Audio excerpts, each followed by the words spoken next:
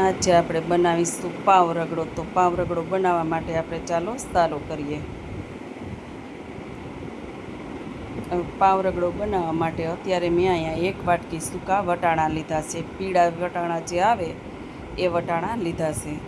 તો વટાણાને આપણે પલાળવા મૂકી દઈએ. તો પલાળવા માટે 6 થી 7 કલાકનો સમય લાગે છે. હવે તમે જો સાંજે બનાવતા હોય તો સવારે વટાણા પલાળવા, અને બપોરે બનાવતા હોય તો વટાણાને સાંજે પલાળી દેવાના, અને 6 થી 7 કલાક પલાળવા જરૂરી છે. વટાણા પલળી ગયા છે તો આપણે કુકરની અંદર બધા વટાણા લઈ અને તેની અંદર 1 ચમચી હળદર અને મીઠું સ્વાદ મુજબ ઉમેરી અને પાણી તમારે ઉમેરવાનું. પાણી તમારે જેટલા વટાણા લીધા હોય તેનાથી 3 ગણું પાણી લેવાનું છે. આ એનું સરખું માપ છે. હવે એની અંદર આપણે 1 વાટકી જેટલા બટેટા તો અત્યારે છાલ ઉતારી કટકા કરી અને લીધા છે. કુકરનું ઢાંકણ બંધ કરી અને 7 થી 8 વિસલ આવે ત્યાં સુધી આપણે થવા દઈ. હવે વટાણાનો બફાઈને તૈયાર થાય છે ત્યાં સુધી મીઠી ચટણી બનાવી લઈ. તો મીઠી ચટણી બનાવવા માટે અત્યારે મેં કઢાઈ ગરમ થવા મૂકી દીધી છે. તેની અંદર 1.5 કપ જેટલું પાણી ઉમેરીશ. હવે સાથે અત્યારે અહીંયા 1/4 કપ જેટલી આંબલી લેશું. હવે જેટલી તમે આંબલી લેતા હો તેનાથી તમારે ડબલ ગોળ લેવાનો છે. ગોળ હંમેશા આંબલીથી આપણે ડબલ જ લેવાનો. તો અહીંયા અડધી વાટકી આંબલી હતી તેની સામે હું અત્યારે અહીંયા 1.5 વાટકી જેટલો ગોળ ઉમેરીશ. ગોળ ઉમેર્યા બાદ 10 મિનિટ આને આપણે સારું એવું પકાવશું કે આંબલી સોફ્ટ થઈ જાય અને ગોળ આપણો ઓગળી અને સરસ મજાની ચાસણી આવી જાય. એટલે આને ગેસ બંધ કરી અને સાઈડમાં ઠંડો થવા દેવાનું. હવે આ ઠંડુ થઈ જાય પછી આંબલીને હાથથી મસળી અને 1 વાટકાની અંદર ગાળી લેવાની. હવે તેમાં મસાલા કરી લઈ. તો 1 ચમચી તીખું મરચું, 1 ચમચી કાશ્મીરી મરચું, 1 ચમચી ધાણા જીરું અને મીઠું સ્વાદ મુજબ. અને જો વરિયાળી તમને પસંદ આવતી હોય તો 1 ચમચી વરિયાળીનો પાવડર પણ ઉમેરી શકાય. હવે આ બધું સારું એવું મિક્સ કરી ચમચીથી હલાવી અને મિક્સ કરી દઈ. તો આપણી મીઠી ચટણી બનીને તૈયાર છે. તો હવે બનાવશું આપણે રેડ લસણવાળી ચટણી. તો તેના માટે અત્યારે એક મિક્સર જાર લીધું છે. તેની અંદર 10 થી 12 કળી લસણની ફોલીને લીધી છે.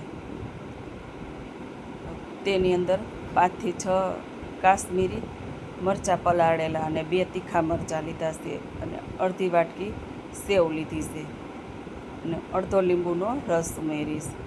હવે તેની અંદર થોડું એવું પાણી ઉમેરી અને આ ચટણીને આપણે વાટી લઈ.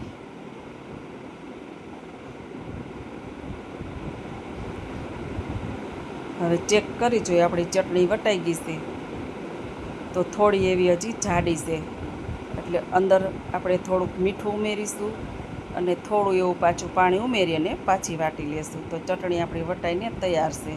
હવે સર્વિંગ બાઉલમાં લઈ લઈએ અને પાછી આપણે ત્રીજી લીલી ચટણી બનાવી લઈ કે ફુદીના ધાણાની.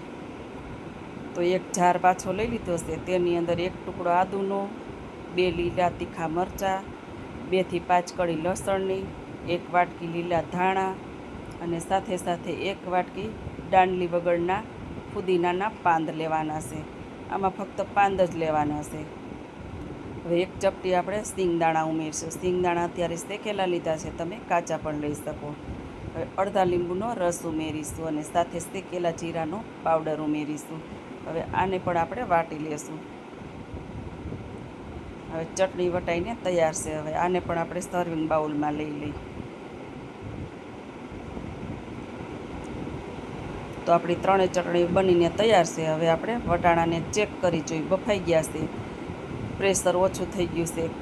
ઢાંકણ ખોલી અને જોઈ આપણે બફાઈ ગયા કે નહીં. તો વટાણા આપણા સારા આવે બફાઈ ગયા છે. જો ન બફાણા હોય તો 1 વિસલ પાછી કરવાની. હવે આની અંદર આપણે થોડુંક પાછું પાણી ઉમેરશું અને રગડાને ઉકાળવા દેશું.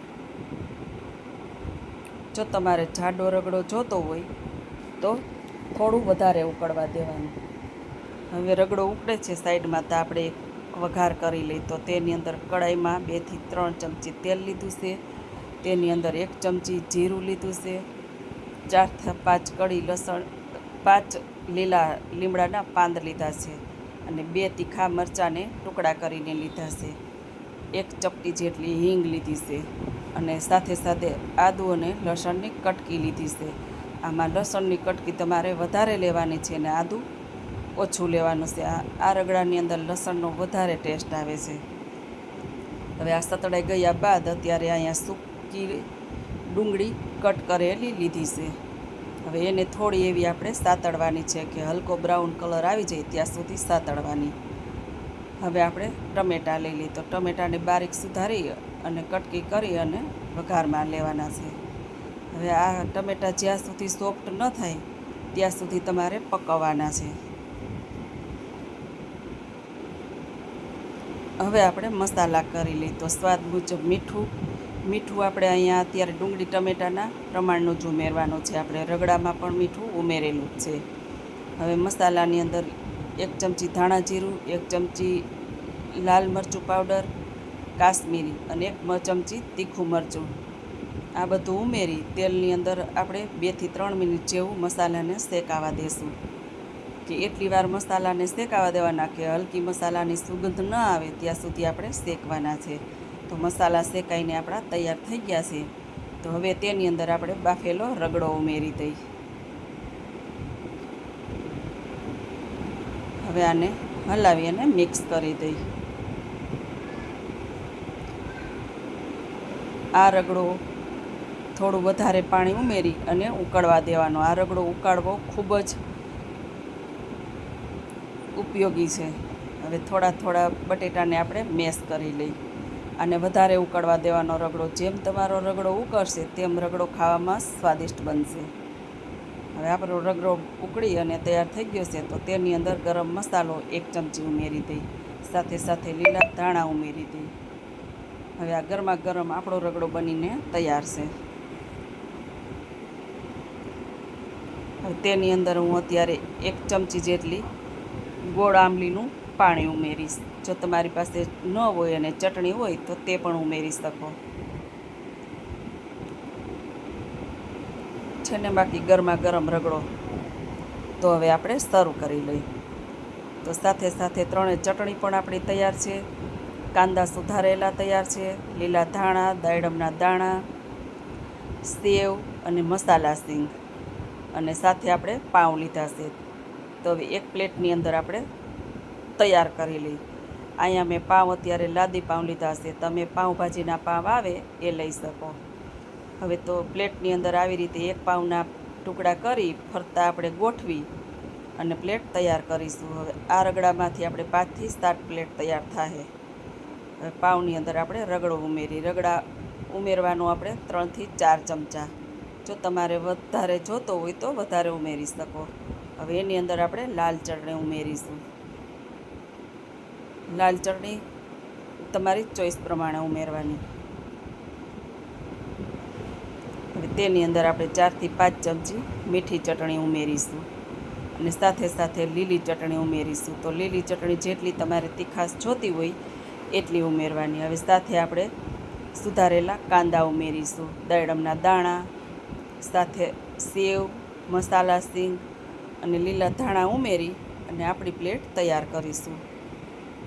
હવે આ પાવ રગડાની પ્લેટ આપણી બનીને તૈયાર છે. હવે આવી રીતે કોણ ઘીરે પાવ રગડો બનાવો છો તે કોમેન્ટમાં જરૂર કહેજો. આ પાવ રગડો ખાવામાં ખૂબ જ મજા આવે છે.